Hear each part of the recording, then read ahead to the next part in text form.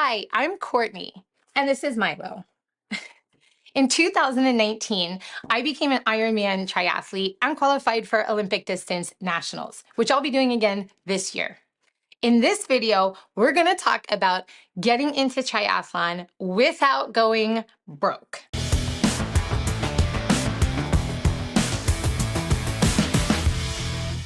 Triathlon can be super expensive, and when you're getting into it, there are actually so many things that you can do that instead of spending a ton of money on something, I'm going to give you an option for either spending less or actually getting equipment for free. Now, the first thing you're going to want to purchase is a USA Triathlon membership. Most races are sanctioned by USA Triathlon in the United States, if you are racing in the United States, and therefore you have to purchase a membership. You have the option of purchasing a one-day license or an annual membership. So if you go to the USA Triathlon website, you can decide for yourself which option is best. If you're just getting into triathlon and you're getting your feet wet and you're not sure if you're going to continue in the sport, but you want to give it a go, just do the day of. Normally, when you're registering for the race, they'll ask you, do you have a USA Triathlon membership? If you answer no, you'll be prompted to select either the annual or the day of. I believe the day of is about $15 per day, and the annual is between $50 and $99, depending on what level you purchase. Number two, the bike is perhaps the most expensive part of triathlon. So here are my recommendations if you're just getting started. Believe it or not, for my first triathlon, I borrowed my dad's mountain bike. Now, I'm not suggesting you do that because it made the bike a little bit harder. And my dad is 6'3" and I'm 5'4.5". So the bike didn't exactly fit me.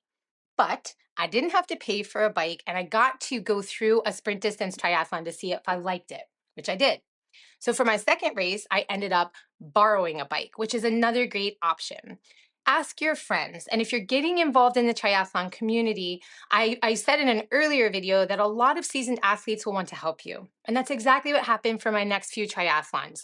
I didn't know how to use clip-ins, and I was able to borrow somebody's bike, just ride with my tennis shoes, and continue getting a feel for triathlon to decide if I truly wanted to make the investment in buying an expensive bike. If you do decide to buy a bike, you can do what I did when I got into triathlon and decided that I wanted to stick around for the sport. I went on a Facebook marketplace called Try and Sell It. Now, there are many groups like this on Facebook, but you can actually buy used triathlon bikes and used equipment at a discount. A lot of the equipment is from seasoned triathletes who might be injured, might be getting new equipment, or some of whom are actually just leaving the sport and looking to sell their equipment. I used my Quintana Roo bike through Ironman and even when I qualified for Olympic distance nationals. Speaking of equipment, I laugh when I think about how I started triathlon and that I had no idea what I was doing and didn't use the fanciest equipment, which is why I'm a really big proponent of just going through the motions of racing and figuring out if you like it. Confession time. I qualified for Olympic distance nationals without any clip-ins or fancy cleats for my bike. I actually wore my tennis shoes until I got to nationals. At which point my friends told me, you need to actually have clip-ins if you'd like to compete in this race. I had planned on riding with my tennis shoes because it made transition a whole lot easier. All right, the third thing is your helmet. Now, this is really important. You're legally not allowed to do triathlon without a helmet, and for good reason. Now, when I got into triathlon, I decided to buy, this is the very helmet that I use, and I bought it for about $15 on Amazon. This, my friends, is the helmet that got me through Olympic distance nationals, Ironman Maryland, and actually every race I've done until my last triathlon when I upgraded to this Bontrager helmet. It's much more lightweight and it might look a lot cooler, but honestly, this one got the job done. So the difference in price, I say, if you're just getting in, get yourself one off Amazon and make sure that it is one of the legally certified helmets. It'll have these stickers on the inside, if you can see them, these yellow labels, because you need to have a legal bike helmet for your triathlon. All right, let's talk about sunglasses. A lot of people will tell you that you need to have Oakleys or Rokas, and I'm not knocking those. I do have a pair of Oakleys that I really enjoy, Full disclaimer, they were given to me as a gift. I would never spend that kind of money on sunglasses because I tend to break things. I instead did the research, so you don't have to. I found Sirocco, and they're out of Spain. And to me, when I compare using the Oakleys versus these, which are the Siroccos, I actually prefer the Siroccos. These are wonderful as part of their cycling sunglass category. They make women's, they make men's, they make kids. And these were about 50 bucks. So I highly recommend getting what fits within your budget. Now, you do want to make sure you have sunglasses on when you're biking. You don't want to have a bug in the eye. It's happened to me before. It's not fun. And personally, I always wear these when I'm running as well, because you're probably doing your triathlon in the morning and the sun is up. By the time you get to the run and the bike, it can be hot and you want to have good visibility. Sirocco glasses are also polarized, which is really important. So you literally can't go wrong. Now let's talk about goggles. Number 5. Goggles, you're gonna have the default brand, which is Roka. Roka is known for their swimsuits, their sunglasses, their goggles. But Roka is pricey. Now, their goggles are actually pretty reasonably priced, but when I got into triathlon, I literally just bought a pair on Amazon of polarized swim goggles. My recommendation is to buy 2 pairs of goggles because yours truly has gotten to races and accidentally forgotten my goggles, and you don't want to do that ever because that'll make the swim not very comfortable. So you don't need to spend a ton on goggles. If you find a good deal, fantastic, but just polarized and make sure they fit your face. And also make sure you swim in them before you use them on race day so you know how they feel. All right, let's talk about what we call a triathlon kit. Now, a kit can be a one-piece kit like this one is. Some people prefer 2-piece, which is a pullover and shorts. But either way, when you get a kit, you want to focus on a few things. For me personally, it's comfort. So this is a Zoot kit, which is really, really popular in triathlon. This has great padding in this particular region. So for ladies and the gentlemen, padding is key, especially if you're going to be on that bike for an extended period of time. You want to be comfortable. These are also very, very lightweight, and they look and feel great. A lot of kits are going to have pockets in the back, so you can put your gels in here, your salt tabs. Some people can even put water bottles in here. When I'm doing training rides, I keep my cell phone back here in case of an emergency.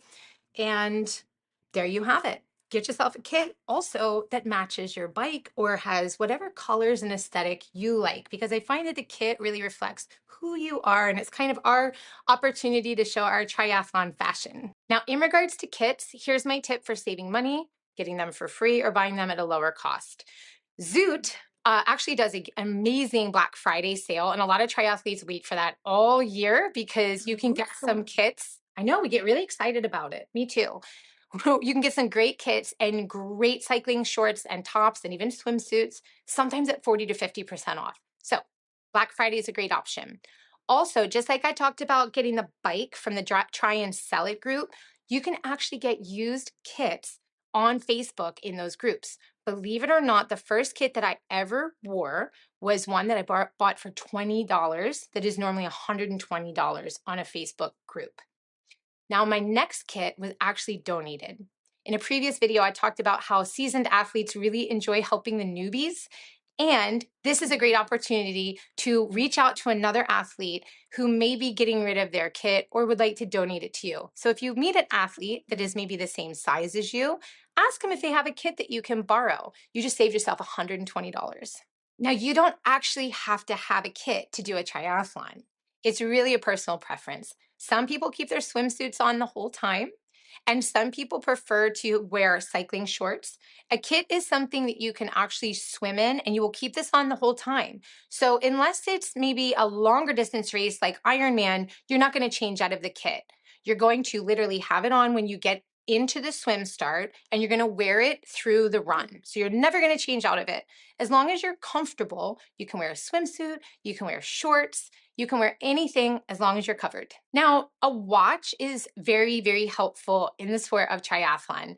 I talked about my favorite watch, which is a Garmin, and they're fantastic. But when I started triathlon, I was on a full-time single mom budget and I could not drop a bunch of dough, even though I really wanted to do the sport. So I actually just bought, I think it was a $99 Garmin. And the only reason I bought that one is because it was waterproof and I could measure my swim, which was the part that I was most excited about using a watch for. So you don't need a watch. If you have an Apple Watch already, that'll do the trick. Or you don't need one at all. Just go out there and have fun. Now, you're definitely going to need running shoes. And as many of you know, I'm very partial to Hoka, but they can be pricey. So when you're getting into triathlon, just make sure you have a running shoe. You don't need a carbon fancy running shoe. You just need something that you're going to be pain-free in and is going to get the job done. Especially if you're just starting with a sprint distance or an Olympic distance, you're going to be running between 3.2 miles and about 6 miles. So you don't need anything fancy. If you do want to go fancy, just get your favorite brand. I do recommend looking at the sales sections of Hoka, Under Armour, or your favorite shoe brand. They often have sales and you can scoop up great running shoes at a great price. Number 9, and this is one that nobody told me and I wish somebody had. Get yourself a cheap pair of flip-flops from Old Navy. Why? When you go to set up for a triathlon, you're going to put your bike, your helmet, your running shoes, everything in what's called the transition area. And there will be people to help guide you in how to do that and how to set up. But once you are set up and it's time to walk down to this swim start, which is near the transition area, you're actually going to be in either your kit or wetsuit, depending if it's wetsuit legal. And you're not going to be able to wear your running shoes down there. And you're going to be literally swimming and running out of the water into transition. You're probably going to have to go to the bathroom before the swim start. And there will be porta potties down there. All the races have porta potties set up everywhere. And unless you want to go in the porta potty in your bare feet, I suggest getting cheap pair of flip-flops and leaving them down at the swim start until you start swimming. Number 10, a lot of triathletes have something called a bike trainer. Now, this is not necessarily like a Peloton or a spinning bike. This is an actual device that you put your road or triathlon bike on, and you bike on it when you don't have your bike outside. So having a trainer is really, really popular for wintertime or when the weather is not ideal because it ensures you can get your bike workout done and not have to deal with rain, snow, wind, or bad weather. Now, you do not have to have a bike trainer for a triathlon. You can always just go to the gym, take spinning classes, or get on an old-fashioned bike and ride around. But if you are going to get a bike trainer because you want to get in better bike shape, you have a few options that will not break the bank. The first kind of trainer that I had is called a mag trainer or a magnetic trainer. Basically, the wheel spins around and there is a magnet at the bottom and it allows you to stay stationary. There's nothing electronic about it. There's nothing digital about it. There's no Bluetooth. There's nothing fancy. Just you riding your bike on the trainer, simulating an outdoor ride inside. My first trainer was given to me by a friend who'd never used theirs. It was collecting dust in the basement. He's like, hey, you're training for a triathlon, right? Here's my trainer. So post on Facebook, ask your friends, does anybody have an old dusty bike trainer that I can use? It doesn't matter how old it is, as long as it works, it's a great option and very low cost. Of course, the second thing I'm going to say is get yourself to the Facebook groups where you can buy them online from somebody else, gently used for much cheaper. Now, the thing here is you're only going to probably be able to get a bike trainer in your area. Shipping them is going to be a little tougher and more expensive because they are quite heavy. So, third option, call your local bike shop. If there's a bike doctor or a bike shop around, ask them if they'll sell you the demo because often the bike shops get in the new demos for the next year and they got to get rid of the old ones. That's actually how I got mine. So, the bike trainer I have is a Wahoo Kicker Snap. And it's a step up from my old magnetic trainer because it does have Bluetooth capability and it actually syncs with the Wahoo app and some other programs for like elevated training. But I got it for half off because I bought it from the bike shop near me and they offered it at a discount. Let's talk about wetsuits. This is a Roka sleeveless suit. Now, this one was not cheap and I did invest some money, but I didn't buy this until last year, so 5 years after I got into triathlon. My first suit was an Xterra that I bought during one of their sales. Now, not every triathlon is going to be wetsuit legal. It depends on the water temperature. So if the temperature is quite low, it's going to be wetsuit legal, and you might want to consider a wetsuit. It's a very personal preference because wetsuits definitely require some practice. It's well known in the triathlon world that some people do really well in wetsuits, but they can cause panic attacks. So make sure that you swim in your wetsuit. If you're training in the pool, swim in it. If you're training in outdoor open water, train in it. That way there are no surprises on race day. I made this mistake during my first real open water swim, which was an Olympic distance triathlon, and I had to deal with a couple minutes of a panic attack, which was not fun.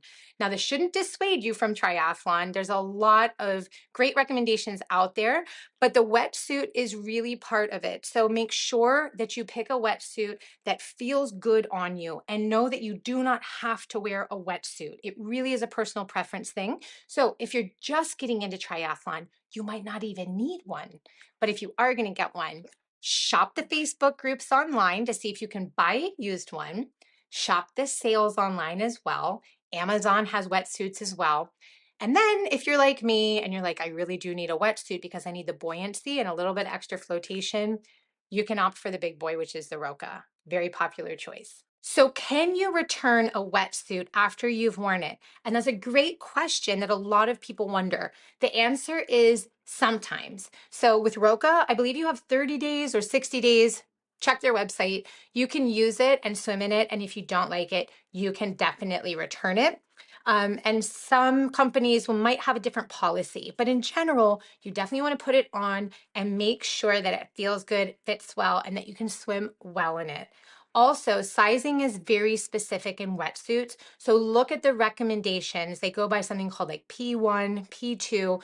So it's going to be based on your height and your weight and basically the dimensions of your body. So make sure you check that out when you're purchasing a wetsuit. So in summary, you can get into triathlon without going broke. And if you're smart about it, you might even be able to get some equipment for free. Now remember, when I got into triathlon, I qualified for Olympic distance nationals wearing my tennis shoes, not having a special bike, and not having clip-ins. You don't need fancy equipment. One of the best pieces of advice that I got when I got into triathlon is that fancy equipment will never make up for fitness level. And every time, if you are in great shape, your body and your mind will make it happen. You don't need all the fancy equipment to get there. Have fun. But I hope these tips were helpful if you're trying to save a little bit of money when you're getting into triathlon. Thank you so much for watching. And until the next time, rock on.